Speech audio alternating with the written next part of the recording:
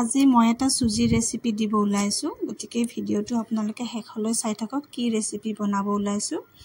এনেকে 1 কাপ বা 2 কাপ সুজি দি লব আৰু তাত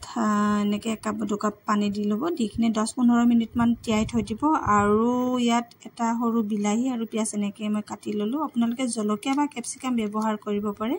10-15 মিনিট হোৱাৰ পিছত এনেকে অকমান নিমখ দি গুটেখিনি দি কিনে এনেকে ধুনিয়াকে মিক্স কৰি ললো এটা বস্তু চাই লব আপোনালোকে পনিয়া হ'ব নিদিব আৰু বেছি গুটা হ'ব নিদিব হেতু আপোনালোকে এটা আন্দাজ মতে কৰিব আৰু এনেদৰে গুটেখিনি মিক্স কৰি লব আৰু তাত মই এচামুচ কলৰ খাৰ মানে ব্যৱহাৰ কৰিলো হেতু অপচনেল হয় আপোনালোকে দিবও পাৰে নিদিবও পাৰে তাৰ মানে এটো কলৰ খাৰটো দিলে পিঠাখন নাভাঙে সহজতে আৰু যি সকলে বনাই তেওঁলোকে এটো গমে পাব কেনেকুৱা হয় পিঠাখন খাবলৈ টেস্টি বহুত হয় আৰু এফালে মই অকমান ৰিফাইন দি দিলো আসলতে তাৱাখনত ৰিফাইন অকমান নহয় বেছিয়ে পৰিলে একো নাই হৈ যাব বাৰু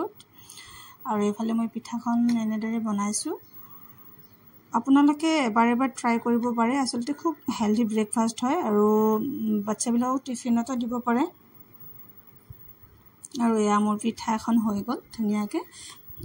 পিঠাখন দেখিবলৈ খুব ধুনিয়া হৈছে আৰু খাবলৈ বহুত টেস্টি আসলতে চাউলৰ পিঠাৰ দৰে হয় আৰু ইফালে পিঠা বনাই থাকতে মই বান্দৰ দেখিছেনে এটা দুটা নহয় 7টা মান বান্দৰ শুই আছে এনেদৰে বান্দৰ শুই থকা মই আজিলৈকে দেখা নাছিলো সেইকাৰণে ভিডিওটো কৰিলো আৰু এফালে আন এটা বান্দৰ ধুনিয়াকে ভৰি হাত মেলি বঢ়িয়াকে শুই আছে এটো মানে খুব ভাগৰ লাগিছে নেকি এন্দাজেতৰ এই ৰাতিপুৱাই বতাহ দি আছে ধুনিয়াকে শুই আছে আৰু আনফালে মোৰ আৰু এখন পিঠা ৰেডি হৈ গল এটা কথা মন কৰিছেনে পিঠাখন ভঙা নাই দেখিছেনে আসলে খুব ইজি হয় বহুত খাবলৈও টেস্টি হয় আৰু খুব মানে কম সময়ৰ ভিতৰত এটো ৰেচিপি বনাব পাৰে আৰু যি সকলে বনাইছে তেওঁলোকে জানিব কি খাই কিনে কিমান টেস্টি আৰু যি সকলে বনা নাই তেওঁলোকে এবাৰ ট্ৰাই কৰিব এয়া মোৰ চাহ আৰু পিঠা ৰেডি হৈ গল আপোনালোকে ভিডিওটো চাব চাই কিনে এবাৰ বনাব ট্ৰাই কৰিব আৰু মোৰ ভিডিওটো লাইক কৰিব কমেন্ট কৰিব শেয়াৰ কৰিব